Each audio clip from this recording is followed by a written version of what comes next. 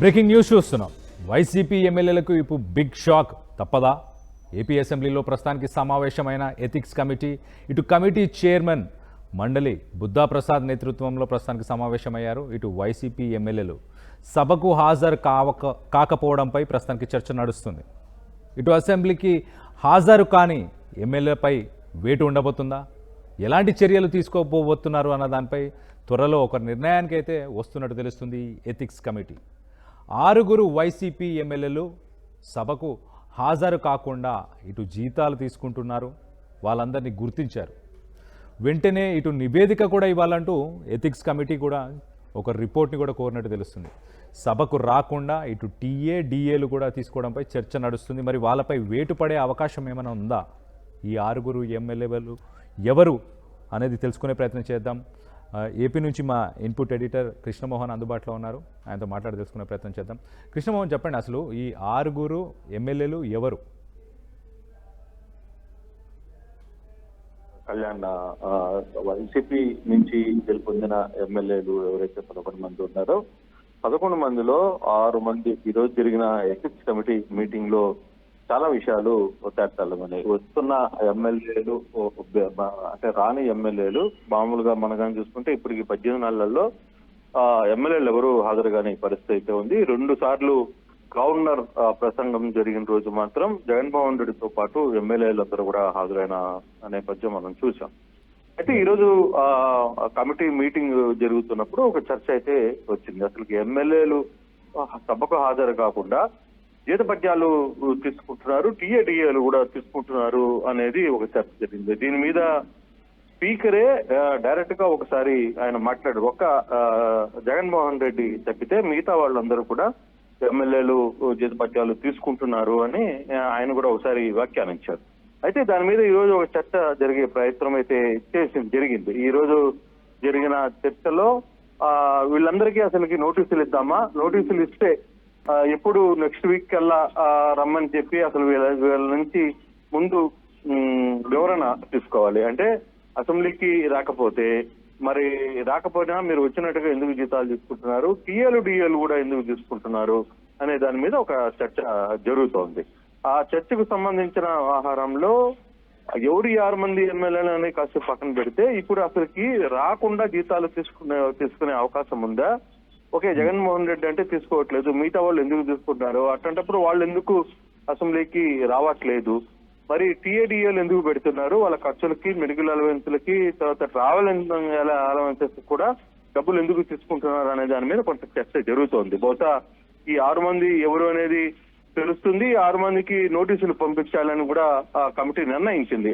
ఈ 6 మందికి నోటీసులు ఇచ్చిన తర్వాత నెక్స్ట్ వారంలో వాళ్ళని ఎథిక్స్ కమిటీ ముందు హాజరు కావాలని చెప్పి పిలిచే అవకాశం ఉంటుంది. పిలిచిన తర్వాత వాళ్ళ ద్వారా వాళ్ళు ఇచ్చే వివరాన్ని బట్టి తదుపరి చర్యలు ఏం చేయాలి అనే దాని మీద ఒక దిశానిర్దేశం చేయబోతుంది ఎథిక్స్ కమిటీ. సో కొంత వైసీపీ ఎమ్మెల్యేలకి మరోసారి ఇదైతే కొంత టెన్షన్ స్టార్ట్ అయిందనే చెప్పాలి. ఎంతవరకు ఎమ్మెల్యేలకి నోటీసులు ఎప్పుడు పంపిస్తున్నారు ఏంటి అనేది మరి కాసేపట్లో తెలిసే అవకాశం అయితే ఉంది. కళ్యాణ్, అయితే కృష్ణమోహన్, ఆర్టికల్ 190/4 దాని ప్రకారం ఎమ్మెల్యేగా గెలిచిన తర్వాత అసెంబ్లీకి మినిమం 60 రోజులు అటెండ్ అవ్వాలి. 60 రోజులు, దాంట్లో ప్రస్తుతానికి చాలా మందికి 40 నుంచి 55 రోజులు ఇప్పటిదాకా రాని అటెండెన్స్, అంటే ఆ అటెండెన్స్ మినిమం అటెండెన్స్ కూడా లేని వాళ్ళు కూడా ఉన్నారు. సో ఈ ఆర్టికల్ 190(4) ప్రకారం వీళ్ళపై వేటు పడే అవకాశం ఉందా?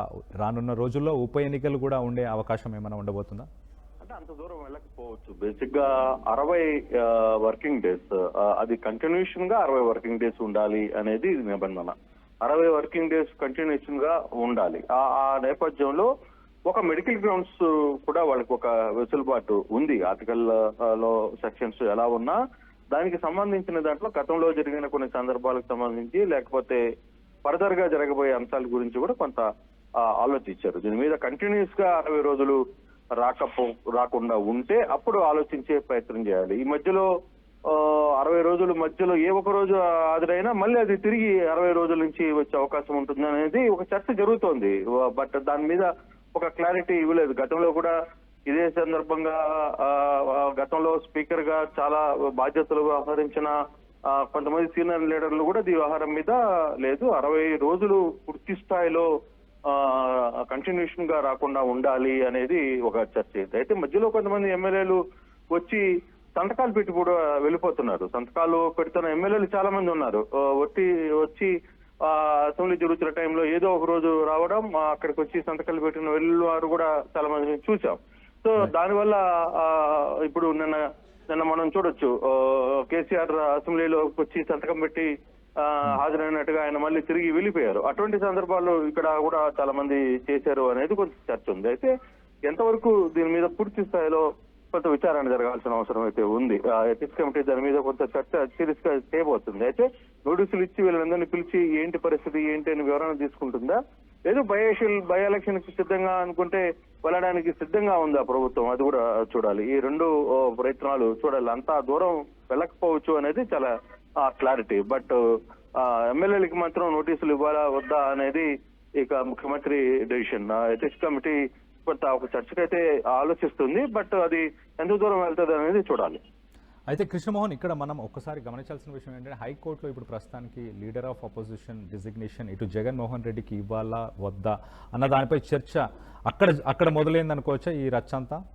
అందుకేనా అసెంబ్లీ అటెండ్ అవ్వట్లేదు వైఎస్ఆర్సీపీకి సంబంధించిన ఎమ్మెల్యేలు కానీ మొదటి నుంచి కూడా ఈ చర్చ అక్కడి నుంచే కదా. అసలు లీడర్ ఆఫ్ అపోజిషన్ అధికారికంగా ప్రకటించాలనేది కదా జగన్ డిమాండ్. అందుకే కదా అతను నేను అది ప్రకటిస్తే అసెంబ్లీకి వస్తా, లేకపోతే రానని చెప్పి మొదటి నుంచి ప్రతిపక్ష నాయకుడు హోదా నాకు కల్పించాలి అనేది తన వాదన. ఆ వాదన లేనప్పుడు తాను ఎందుకు ఉండాలి, తను ఎందుకు వెళ్ళాలి అనేది తన నాకు సమయమైనప్పుడు నేను ఎందుకు కూర్చోవాలి, నేను ప్రజాక్షేత్రంలో తెలుసుకుంటాను, నేను ప్రజల వద్ద ప్రతిరోజు ఏ ఇష్యూ ఉన్నా నేను కావాల్సినంత సమయం నాకు ప్రజలు ఇస్తారు, నేను మాట్లాడుతాను అనేది తన వాదన.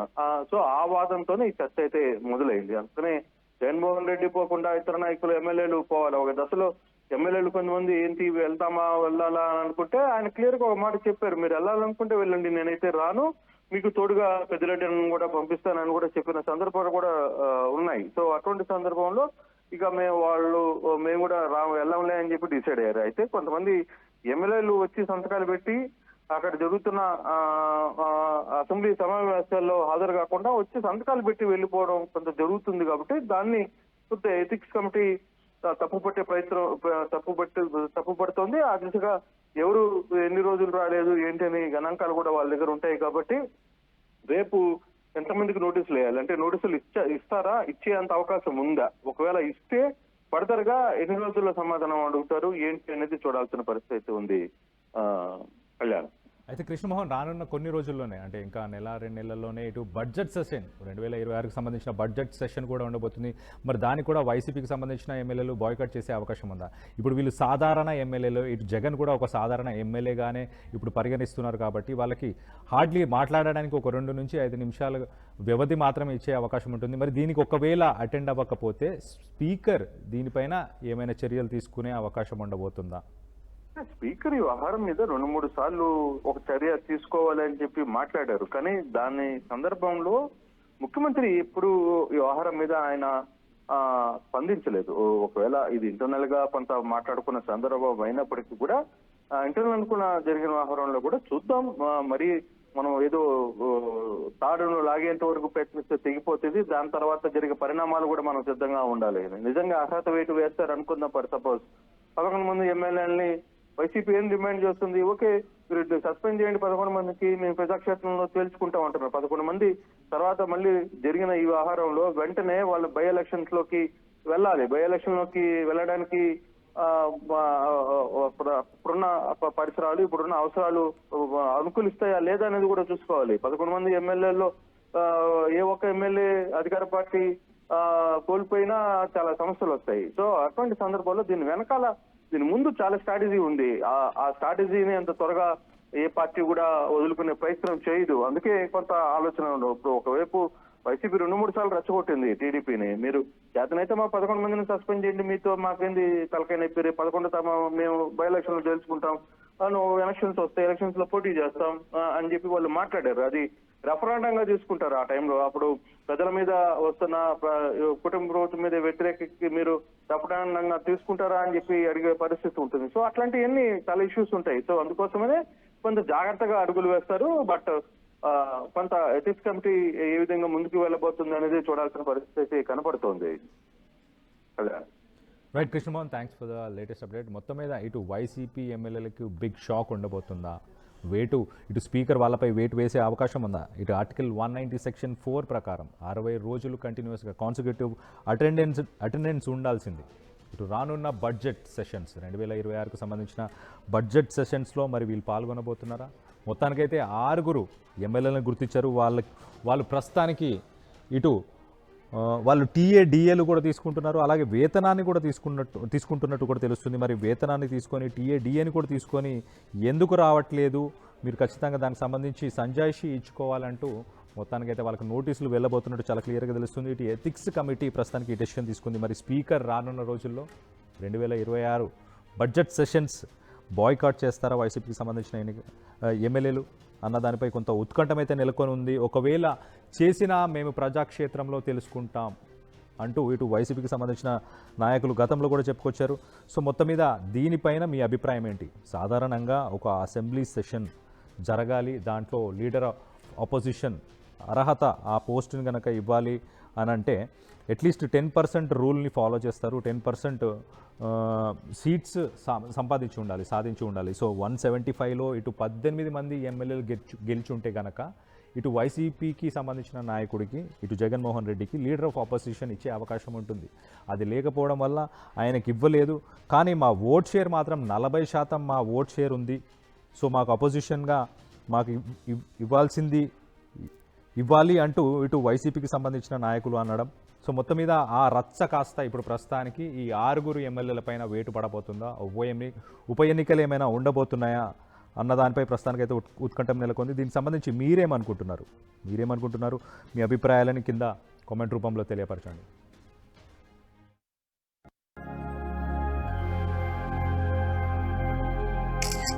ఖుషి, ఫంక్షన్ కి టైం అవుతోంది, త్వరగా. వస్తున్నా అక్క.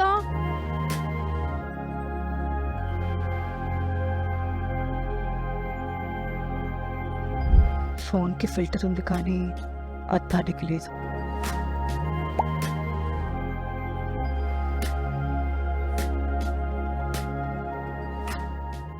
ప్రతి నగల సామ్రాజ్యం పెద్దది, మన వేడుకల్లో నగల పాత్ర పెద్దది.